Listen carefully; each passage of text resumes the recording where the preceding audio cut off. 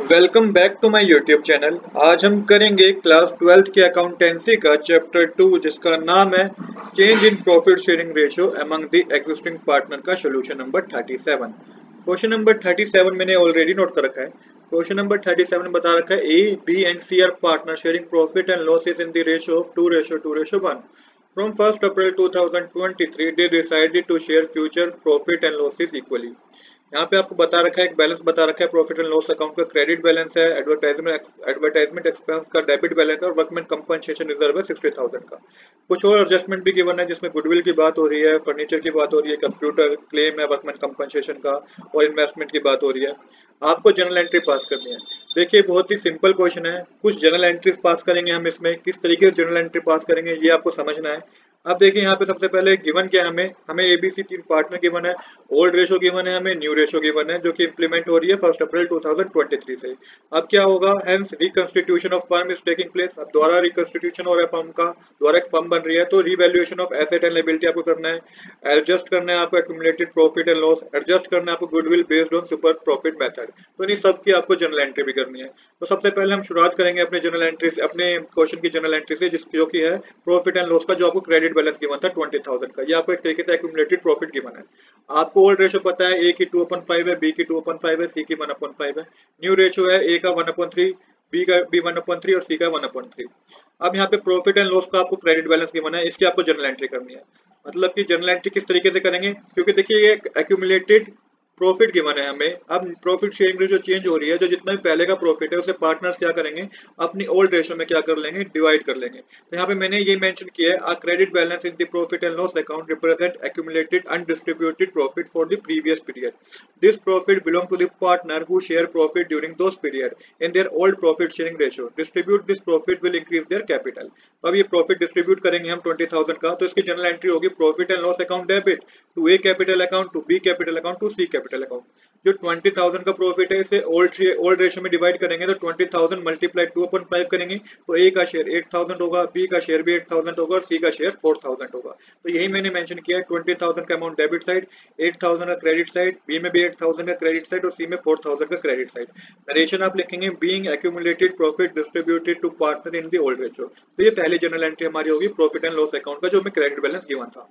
Second general entry होगी हमारी advertisement suspense account. तो देखिए एक तरीके से ये एक्यूमुलेटेड लॉस होता है।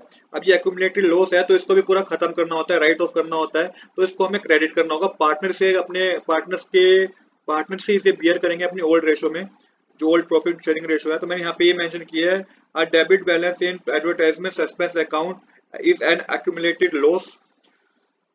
तो ये एक एक्यूमुलेटेड लॉस है, इसमें क्या करना है, these past losses reduce the partner capital should be return of against their capital account in their old profit sharing ratio. तो पास्ट के कुछ लॉसेस हैं जिनको क्या करना होता है, पूरा खत्म करना होता है। इससे क्या होता है, पार्टनर कैपिटल रिड्यूस हो जाती है। तो देखिए इसकी जनरल एंट्री क्या होगी, क्योंकि अब हमें इसे खत्म करना है तो पार्टनर्स के कैपिटल अकाउंट को हमें डेबिट करना होगा।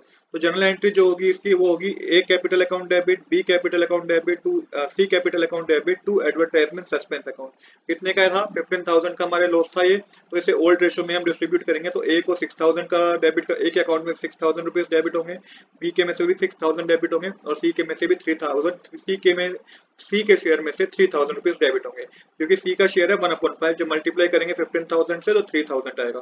तो यहाँ पे जो आपको जनरल एंट्री करनी है मैंने बताई आपको, A capital account debit, B capital account debit, C capital account debit to advertisement suspense account. 6,000 का अमाउंट ए में जाएगा, 6,000 का बी में जाएगा, 3,000 का सी में जाएगा और टोटल 15,000 का जो हमारा एडवर्टाइजमेंट सस्पेंस अकाउंट में जो लॉस था ये हमारा क्या हो जाएगा, कवर हो जाएगा, राइट ऑफ हो जाएगा। अब इसके बाद करते हैं तीसरी जनरल एंट्री, जो है वर्कमैन कंपनसेशन रिजर्व रिलेटेड।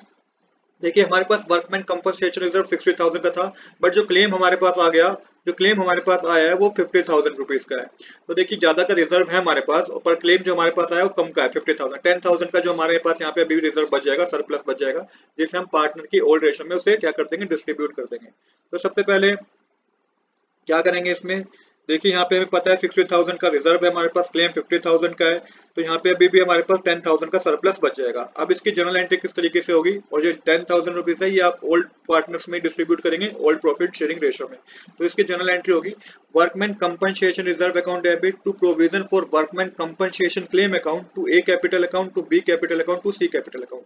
तो वर्कमैन कंपनसेशन रिजर्व में जो हमारे पास रिजर्व है डेबिट हो जाएगा वो 60,000 से, टू प्रोविजन करके एक अकाउंट हम और ओपन करेंगे to provision for workman compensation claim account, क्योंकि यहाँ पे क्लेम किया गया ना 50,000 का, तो एक अकाउंट और ओपन हो जाता है, 50,000 को आपको क्रेडिट करना होगा।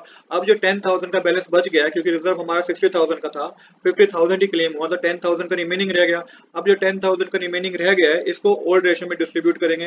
जब आप इसे ओल्ड रेशियो में डिस्ट्रीब्यूट करेंगे तो ए में जाएगा 4,000, बी में भी 4,000 और सी में जाएगा 2,000। तो ये ए कैपिटल अकाउंट में 4,000 मेंशन कर दीजिएगा, टू बी कैपिटल अकाउंट में 4,000 और टू सी कैपिटल अकाउंट में 2,000। तो इस तरीके से हमारी वर्कमैन कंपनसेशन रिजर्व की जनरल एंट्री होनी थी। ये थर्ड जनरल एंट्री भी हमने कंप्लीट कर ली। अब हमारी जो जनरल एंट्रीज होंगी वो रिवैल्यूएशन अकाउंट से रिलेटेड होंगी। तो सबसे पहले जो हमें रिवैल्यूएशन अकाउंट में जनरल एंट्री गिवन है वो है फर्नीचर से रिलेटेड, जिसमें बता रखा है फर्नीचर की बुक वैल्यू 50,000 है, बी रिड्यूस टू 30,000, और अब वो 30,000 की हो गई है। तो यहाँ पे देखिए कितना डिक्रीज हो गया है, टोटल 20,000 का अमाउंट डिक्रीज हो गया है फर्नीचर की वैल्यू में। तो जब भी फर्नीचर की वैल्यू डिक्रीज होगी, जब भी फर्नीचर की वैल्यू डिक्रीज होगी मतलब एसेट की वैल्यू डिक्रीज होगी, तो एक तरीके से लॉस होता है, तो उसको डेबिट किया जाता है रिवैल्यूएशन अकाउंट में। तो आप इसको रिवैल्यूएशन अकाउंट को क्या करेंगे, रिवैल्यूएशन अकाउंट को भी आप डेबिट करेंगे। तो revaluation account debit to furniture account इसकी जनरल एंट्री होगी। 20,000 का अमाउंट डेबिट साइड जाएगा, 20,000 का अमाउंट क्रेडिट साइड जाएगा। नरेशन होगी being value of furniture reduce. इसके बाद अगली ट्रांजैक्शन हमारे पास है कंप्यूटर की जो बुक वैल्यू 40,000 की है, बी रिड्यूस बाय 10,000। तो 10,000 की क्या हो गया, रिड्यूस हो गया। तो यहाँ पे मेंशन कर रखा है मैंने, the value of computer has decrease by specific amount, a decrease in the value of asset is a loss and it is debited to the revaluation account। तो यहाँ पे 10,000 रुपीज डिक्रीज हो गई है कंप्यूटर की वैल्यू, तो एक तरीके से एसेट की वैल्यू हमारे पास कम हो गई है। रिवैल्यूएशन अकाउंट में हम इसे डेबिट साइड शो करेंगे, तो रिवैल्यूएशन अकाउंट को भी हम डेबिट करेंगे। तो यहाँ पे जो ट्रांजैक्शन की जनरल एंट्री होगी वो होगी revaluation account debit to computer account. 10,000 का अमाउंट डेबिट साइड जाएगा, 10,000 का अमाउंट क्रेडिट साइड जाएगा। नरेशन आप लिखेंगे being value of computer reduce. इसके बाद नेक्स्ट जनरल एंट्री जो हमारे पास है वो इन्वेस्टमेंट से है। बुक वैल्यू 30,000 की थी जो कि अब रीवैल्यू हो गई है 25,000, मतलब कि 5,000 का इन्वेस्टमेंट पे भी डिक्रीज हो गया। इन्वेस्टमेंट भी एक तरीके से एसेट होती है। अब यहाँ पे फिर से हमारी एसेट की वैल्यू डिक्रीज हो गई है, तो रिवैल्यूएशन अकाउंट को आपको डेबिट करना होगा। तो इसकी जनरल एंट्री होगी revaluation account debit to investment account. 5,000 का अमाउंट डेबिट साइड, 5,000 का amount credit side, being value of investment reduce आप इसकी नरेशन लिखेंगे। आई होप कि आपको कोई डाउट नहीं होगा कि किस तरीके से हम रिवैल्यूएशन अकाउंट की जनरल एंट्री कर रहे हैं, क्योंकि यहाँ पे एसेट की वैल्यू जब भी डिक्रीज होगी रिवैल्यूएशन अकाउंट को आपको डेबिट ही करना होगा, क्योंकि वो हमें डेबिट साइड शो करना होता है रिवैल्यूएशन अकाउंट में। इसके बाद नेक्स्ट जो जनरल एंट्री हमारे पास वो बेस्ड होगी कि कितना हमें प्रॉफिट हुआ है कि लॉस हुआ है रिवैल्यूएशन अकाउंट पे। तो आपको भी मैंने 3 जनरल एंट्री कराई, तो तीनों पे लॉस ही था हमें। टोटल लॉस कितना हुआ है देखिए, फर्नीचर पे 20,000 का लॉस था क्योंकि वैल्यू डिक्रीज हो गई थी। कंप्यूटर पे 10,000 का लॉस था, इसकी वैल्यू भी डिक्रीज हो गई थी। और इन्वेस्टमेंट पे 5,000 का लॉस था। तो टोटल 35,000 का हमें लॉस था रिवैल्यूएशन अकाउंट का। रिवैल्यूएशन अकाउंट का जो लॉस था वो 35,000 का था। कोई गेन वाली एंट्री तो हमारे पास आई नहीं, तो क्रेडिट तो कुछ हुआ ही नहीं, तो कोई गेन था ही नहीं। तो मतलब कि लॉस जो रिवैल्यूएशन अकाउंट पे वो 35,000 का है। तो इसे अब कौन बियर करेगा, इसे ओल्ड पार्टनर ही बियर करेंगे ओल्ड प्रॉफिट शेयरिंग रेशो में। तो इसकी जो जनरल एंट्री होगी बच्चों वो होगी ए कैपिटल अकाउंट डेबिट, क्योंकि अब इनके कैपिटल अकाउंट का बैलेंस कम हो जाएगा।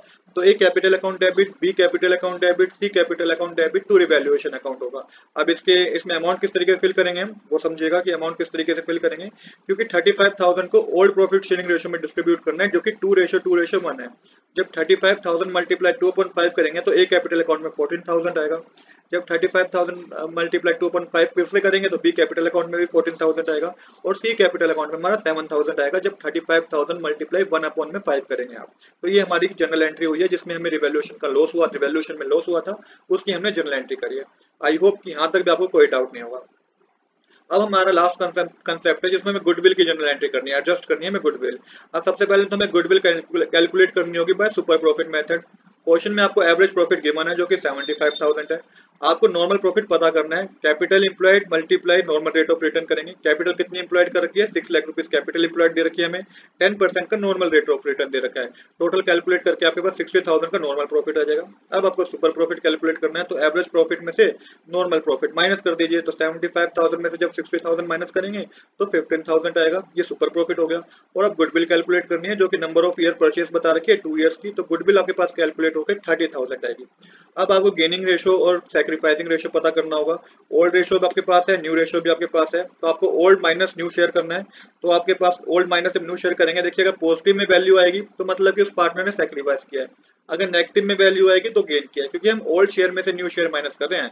तभी ये कंसेप्ट फॉलो हुआ है कि पॉजिटिव वैल्यू आएगी तो सैक्रिफाइस होगा, नेगेटिव वैल्यू आएगी तो गेन होगा।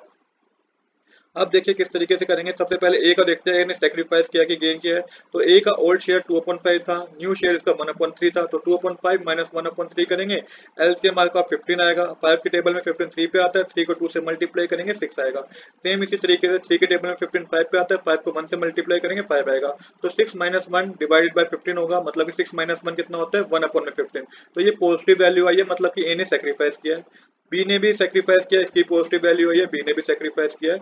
और सी ने क्या किया है, सी ने गेन किया है, क्योंकि इसकी वैल्यू नेगेटिव आई है। अब यहाँ पे एक कंसेप्ट आप समझेगा, सी इज अ गेनिंग पार्टनर। जो सी है वो गेनिंग पार्टनर है, क्योंकि इसकी वैल्यू नेगेटिव आई है। और ए और बी जो है वो सेक्रीफाइसिंग पार्टनर है।